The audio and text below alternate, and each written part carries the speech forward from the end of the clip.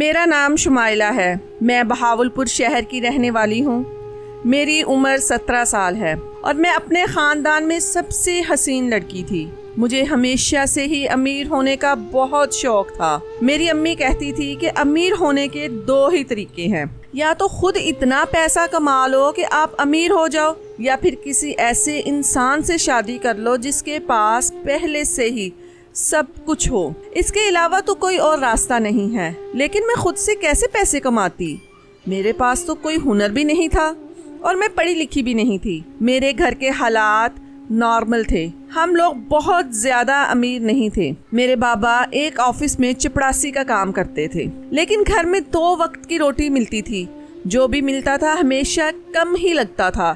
یہ نہیں پتا تھا کہ کبھی کچھ اس سے برا ہو سکتا ہے۔ پھر مجھے دلشاد نامی ایک لڑکے سے محبت ہو گئی۔ یہ ہمارے محلے میں ہی آتا جاتا تھا، یہ یہاں پر رہتا نہیں تھا۔ اس کی شکل بہت زیادہ خوبصورت تھی اور میری آنکھوں کو وہ بھا گیا۔ مجھے اتنی زیادہ محبت ہو گئی کہ میں ہمیشہ اسی کے بارے میں سوچتی رہتی تھی، اسی کا انتظار کرتی رہتی تھی۔ کبھی کبھی دور سے نظر آ جاتا تو دل کو سکون آ جاتا۔ پتہ نہیں وہ میرے بارے میں ایسا سوچتا تھا یا نہیں، پر ایک دن اس نے اپنا نمبر میری طرف اچھال دیا اور میں سمجھ گئی کہ وہ بھی مجھے پسند کرتا ہے۔ ہم دونوں کی بات ہونے لگی اور چند ہی دنوں میں ہم دونوں ایسے ہو گئے جیسے ایک دوسرے کے بغیر رہ ہی نہیں سکتے۔ اور میں نے کہا کہ میں تم ہی سے شادی کروں گی۔ اس نے کہا کہ میرے ساتھ شادی تو کر لو گی، لیکن بعد میں مجھے چھوڑ کر تو نہیں چلی جاؤ گی۔ میں نے کہا کہ میں تمہیں کیوں چھوڑوں گی؟ میں نے ارادہ کر لیا تھا اور میں اپنے ارادے کی پکی تھی۔ میرے اندر تھوڑی انا بھی آ گئی تھی کہ یہ کیا عورتوں کو بے وفا سمجھتا ہے؟ میں ایسی عورت نہیں ہوں کہ جو مرد کو چھوڑ کر چلی جاؤں۔ اگر حالات تھوڑے بہت مشکل ہوئے بھی تو مل کر گزارا کر لیں گے۔ اس نے باتوں باتوں میں مجھے اتنا ضرور کہا تھا کہ میرے حالات تمہارے بابا سے اچھے ہیں، یعنی وہ میرے بابا سے امیر تھا اور مجھے پسند بھی تھا۔ اور اتنا زیادہ خوبصورت مرد بھلا کس کو ملتا ہے؟ میری ماں کہتی تھی کہ میٹھا خربوزہ اور حسین مرد صرف قسمت سے ہی ملتے ہیں۔ مجھے اس بات پر بہت ہنسی آتی تھی، لیکن یہ بات بالکل سچ تھی۔ دلشاد بہت خوبصورت تھا، اس کی تو صرف آنکھیں ہی بہت پیاری تھیں۔ میں نے اس کے ساتھ شادی کرنے کی حامی بھر لی۔ اب اس نے ہمارے گھر رشتہ بھیج دیا۔ میرے گھر والوں نے میری رضامندی سے دلشاد کے ساتھ میرا نکاح کر دیا، لیکن رخصتی سے پہلے ہمیں ایک عورت نے بتایا یہ تو بہت غریب آدمی ہے، یہ تو محنت مزدوری کرتا ہے، اس کا کوئی کاروبار نہیں۔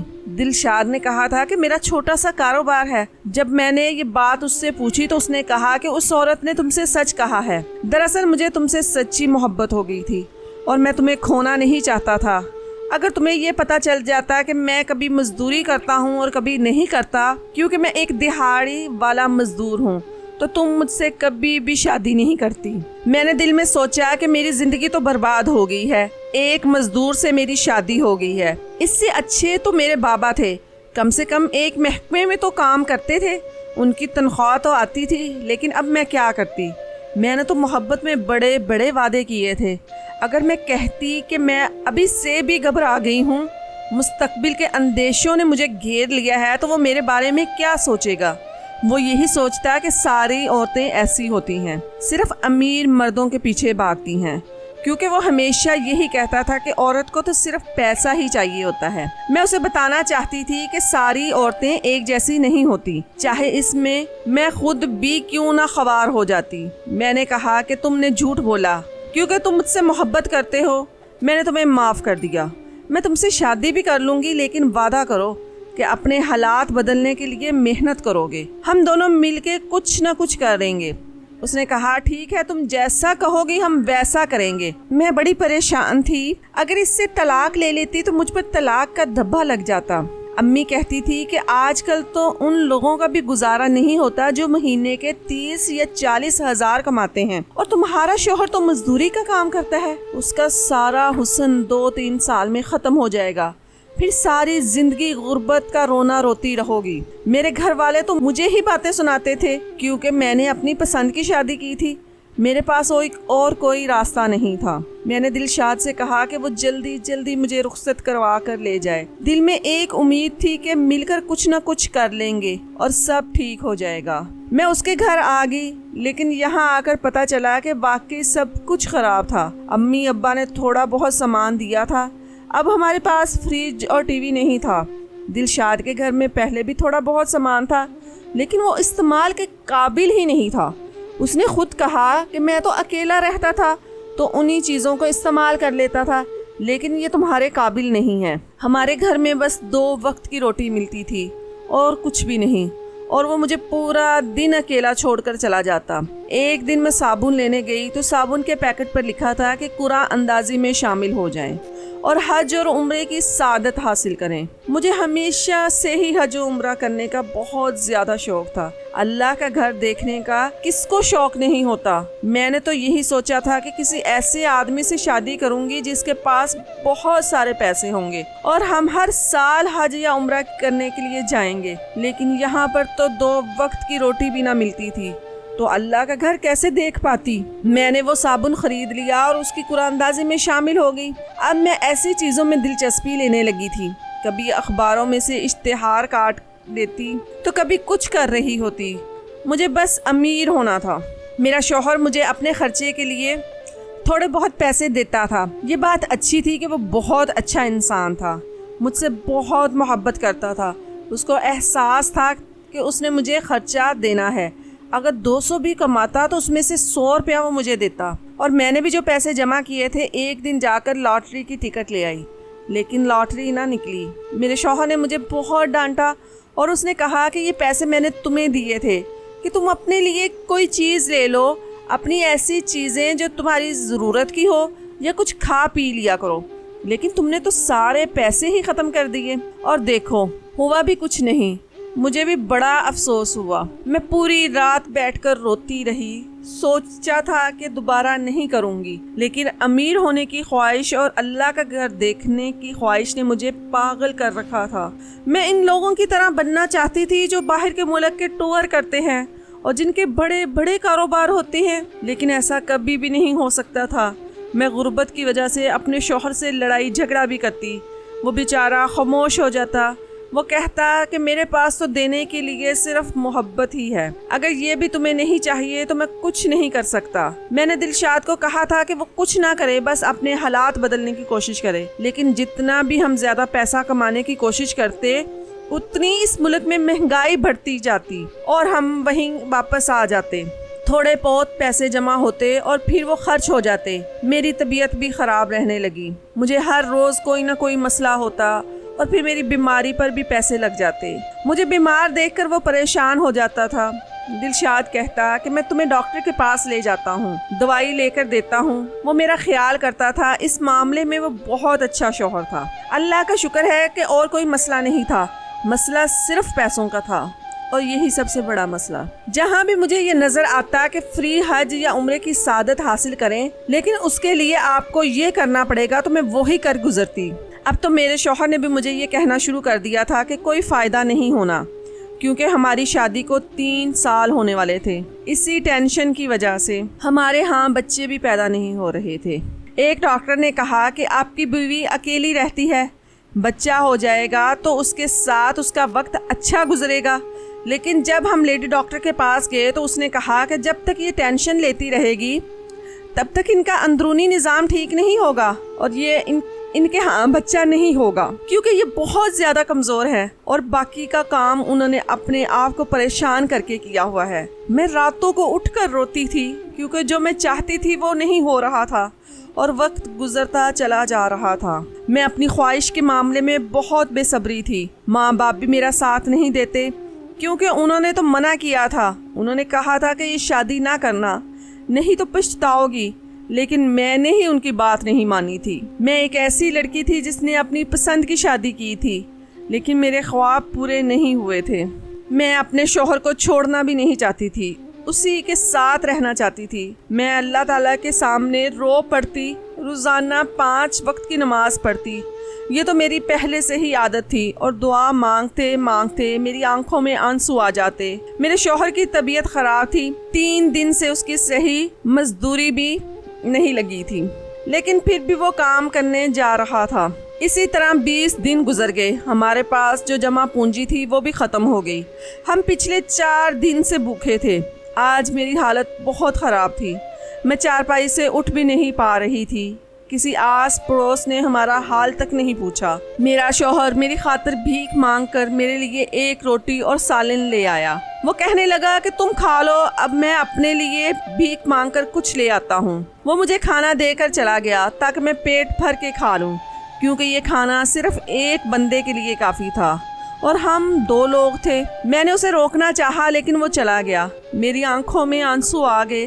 میں نے ابھی نوالا توڑا ہی تھا کہ دروازے پر دستک ہوئی۔ مجھے لگا کہ شاید وہ واپس آ گیا ہے، مگر باہر دیکھا تو ایک فقیر تھا۔ وہ اللہ کے نام پر روٹی مانگ رہا تھا، صدا لگا رہا تھا، کہنے لگا کہ 2 دن سے بھوکا ہوں بیٹی، کھانے کے لیے کچھ دے دو۔ میرا دل تو کیا کہ میں اس فقیر کو کہوں کہ میں بھی تو 4 دن سے بھوکی ہوں، میرے پاس کچھ بھی نہیں ہے سوائے 1 روٹی اور تھوڑے سے سالن کے، جو میرا شوہر بھیک مانگ کر میرے لیے لے کر آیا ہے اور خود بھوک سے ادھر ادھر منڈلاتا پھر رہا ہے، اور وہ بھی تم مانگنے کے لیے آگے ہو۔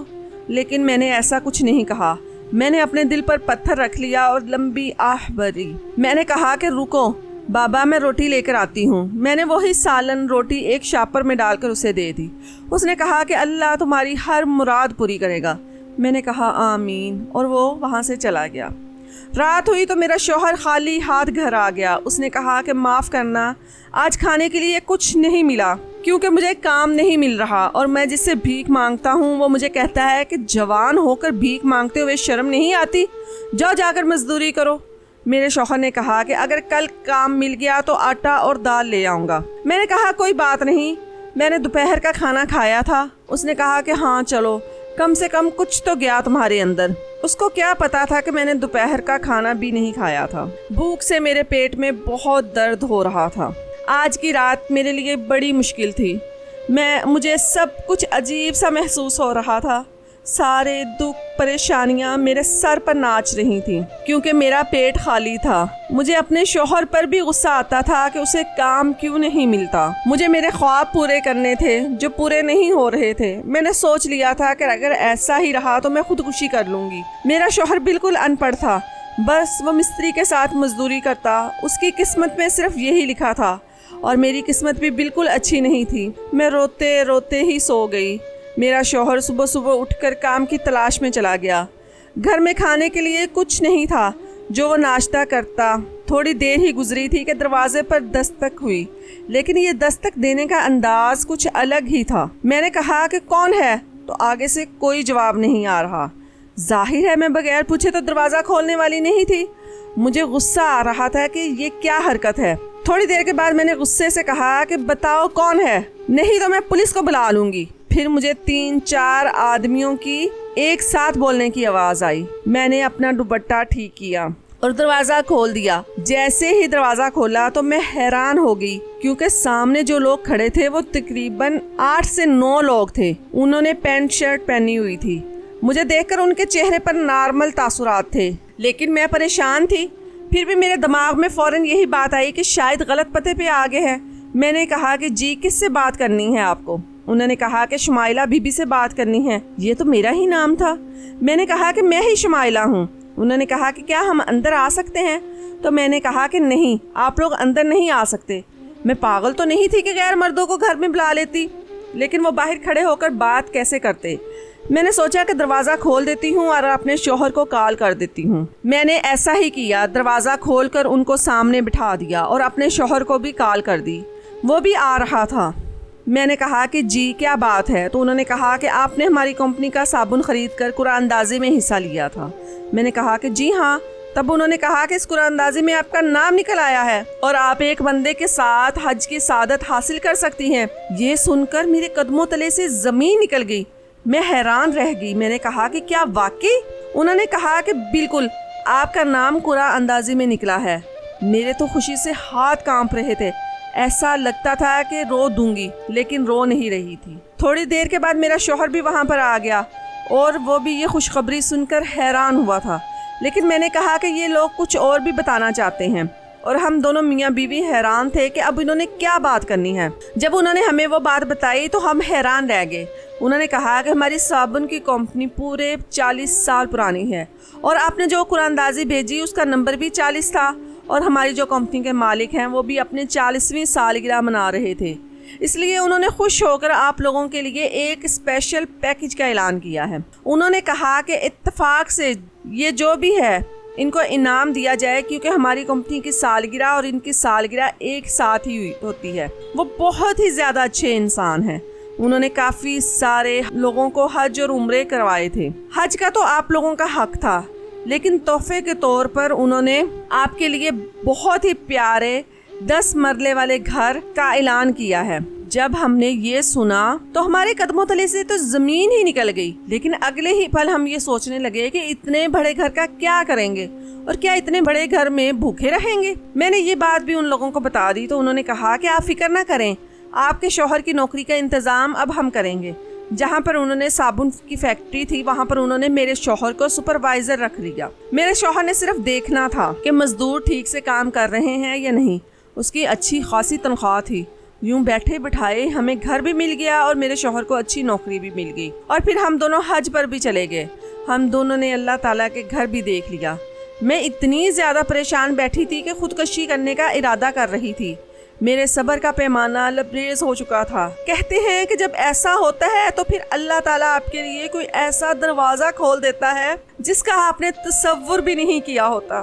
میرے ساتھ بھی ایسا ہی ہوا ہے۔ مجھے ایسا لگا کہ سب کچھ ختم ہو گیا ہے، اور تب میرے ساتھ اتنا اچھا معاملہ ہو گیا۔ اللہ تعالیٰ نے بڑا کرم کر دیا۔ جو خواہشات میرے دل میں تھی ساری پوری ہو گئی تھی۔ ہمیں نیا گھر بھی مل گیا اور ہم حج پر بھی چلے گئے تھے۔ انہوں نے کہا کہ آپ وہاں پر شاپنگ بھی کر سکتے ہیں اور آپ کا کھانا پینا سب کچھ ہمارے ذمہ ہے۔ وہاں پر ہم اس آدمی سے بھی ملے جو اس فیکٹری کا مالک تھا، وہ بھی حج کرنے آیا تھا۔